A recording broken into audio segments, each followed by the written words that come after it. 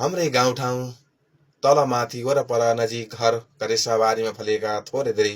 भए पनि सामान्य स्वास्थ्यलाई राम्रो गर्ने जडीबुटीहरूबाट दिनको सुरुवात गर्दछु। आज पनि त्यस्तै किसिमबाट म बिहानको सुरुवात गर्ने क्रममा आफ्नै करेसाबारीमा फलेको थोरै घिउकुमारीको घिउ लिएर म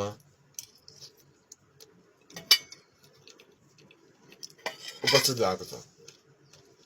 अनि आँगन आफ्नै छरछिमेक टोलमा फलेका थोरै यो म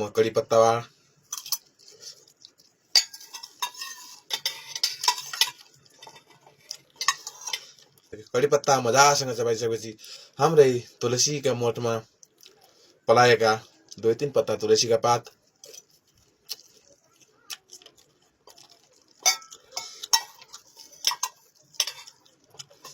तुलसीको पात मजासँग चबाइसकेपछि आफ्नै करेसाबारीको सानो थोरै टुक्रो अदुवा, आफ्नै घर नजिक वरपरको सानो टुक्रो बोदोको टुक्रो,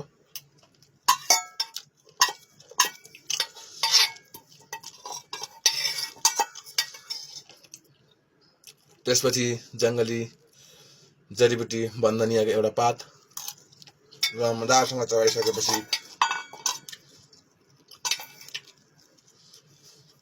आफ्नै जङ्गलमा फलेको एक दाना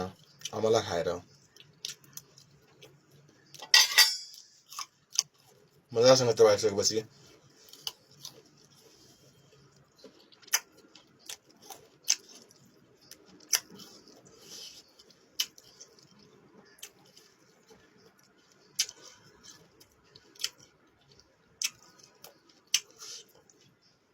मनतातो फेरि झरनाको आधा गिलास पानी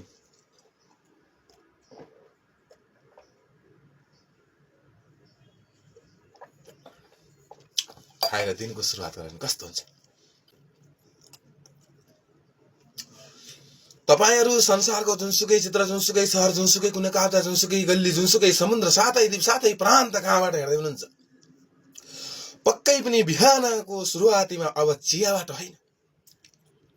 गुलियो खानाबाट होइन, जङ्क फुड फास्ट फुडबाट होइन, पुरी भाजीबाट होइन,